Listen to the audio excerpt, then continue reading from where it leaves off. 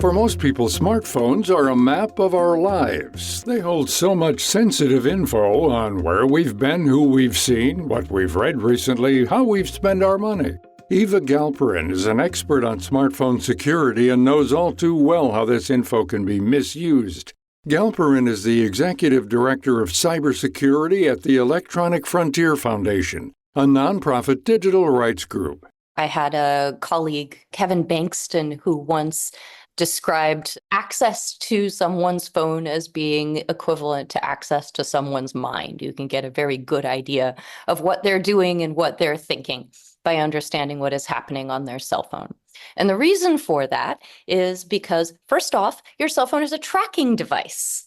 It will give people a way of knowing every place that you have been, because your cell phone needs to talk to its local cell phone towers in order to continue to get service.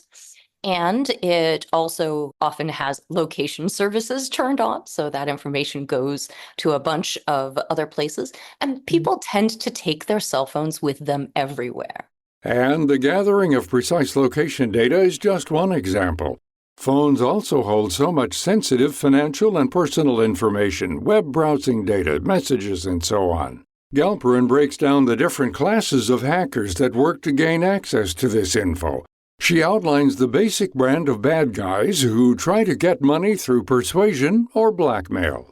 This also includes the class of attacks that requires you to fool the other person into simply sending money over Zelle or a wire transfer or PayPal or Venmo.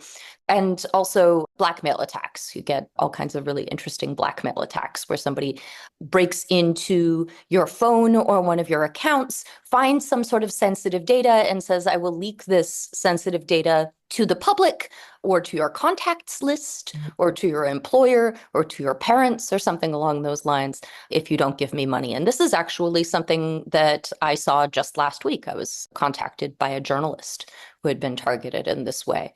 These kinds of attacks are extremely common. And in fact, they're so common, they're sort of like the background noise of our ordinary lives, the spam that you get and spam phone calls that you get and spam text messages that you get, all trying to get you to click on something or telling you that there's a job waiting for you or that there's, a Italian supermodel who's really interested in chatting with you because you sound nice.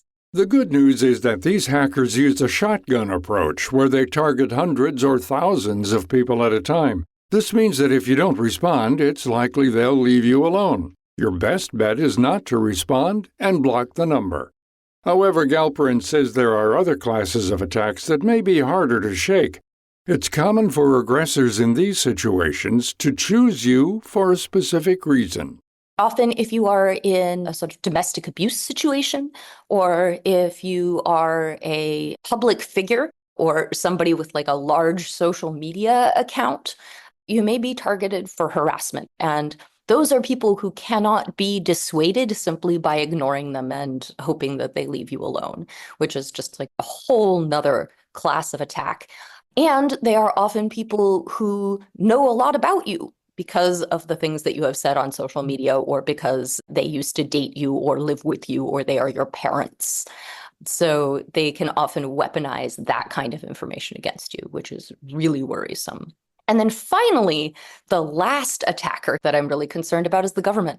Under the Fourth Amendment, there's a legal clause called a third-party doctrine, which allows law enforcement to access information shared with third parties without a warrant. For example, your Gmail messages that are stored on Google servers technically aren't yours. They belong to Google, and it could decide to hand that information over to authorities. The company's public policy states that any third party who wants the contents of communication must show up with a warrant. In this case, if a warrant is brought up against a user, the company says it will notify the recipient so they can hire a lawyer to fight the search if necessary. But not every platform has this policy. Counting on the platforms to protect you is much more complicated than it used to be. And one of the things that I recommend is that people encrypt their data. Now, there are a number of different things that people mean when they say encryption. Often when people are talking about encryption, they're talking about encryption in transit. So if you go to your web browser and you take a look at the URL at the top of your browser, you can see that it starts with the letters HTTPS. And the S at the end of HTTPS stands for security. And the whole idea is the web traffic that you are sending to the website that you are going to is encrypted between yourself and the website, meaning that everybody who is in the middle of that transaction cannot see the contents of that communication. If you're sending sensitive information via text, consider using the platforms Signal or WhatsApp, which are more secure through the use of end-to-end encryption. Additionally, when you back up your data to the cloud, make sure it's always encrypted. One common worry that Galperin often hears is, what if I lose my phone or someone steals it? To protect yourself in case this happens, always use a PIN code to unlock your phone instead of Face ID. Also, turn on two-factor authentication for high-risk accounts like email or banking and trading apps. There are all kinds of different levels of two-factor authentication, whether it's somebody sends you a text message as your second factor, or somebody sends you a message to your authenticator app, or you use a physical object like a YubiKey or a Duo key in order to log into your phone or your device or your account. I'm not going to tell you that any of these things are better than any of these other things. Just like whatever it is that you are going to actually use is better than nothing. So turn on 2FA for all of your accounts, including sort of the main account for your phone. So things like your Apple ID. The other recommendation that I make is that you use a password manager. So just use an app where you store all of your passwords.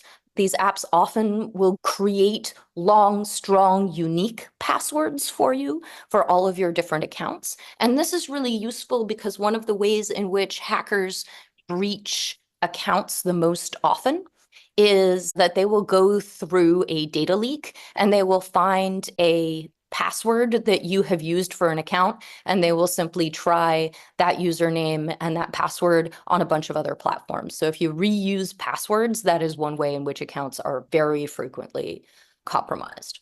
The final piece to keep in mind when thinking about smartphone security is inevitable data breach. Countless companies have been forced to pay big bucks in settlements over these breaches, which are an unfortunate part of living in an all-digital world. On one hand, data breaches are inevitable. If you rely on other platforms keeping your data secure, you need to understand that every once in a while they're going to fail to do so. And one of the reasons for that is because trying to keep everything secure from everybody all the time is very hard and next to impossible. But companies do have some reasons to try to protect your data, among other things, because they might get sued, they may be under a consent decree, they may face fines, but these kinds of punishments are often insufficient. And you will see that there are companies, if a company is large enough, that will simply shrug and consider this the cost of doing business. Data breaches are worrisome, but don't panic. Be prepared and stay vigilant. If you're interested in learning more about privacy and security online, I recommend EFF's Privacy and Security Guide to Your Digital Life. This is called Surveillance Self-Defense, and you can get there at ssd.eff.org. To find out more about Eva Galperin and all our featured guests, visit viewpointsradio.org. For more behind the scenes, check out Viewpoints Radio on X, Facebook, and Instagram. This segment was written and produced by Star Rock and Amira Zaveri. Our executive producer is Amira Zaveri, studio production by Jason Dickey. I'm Gary Price.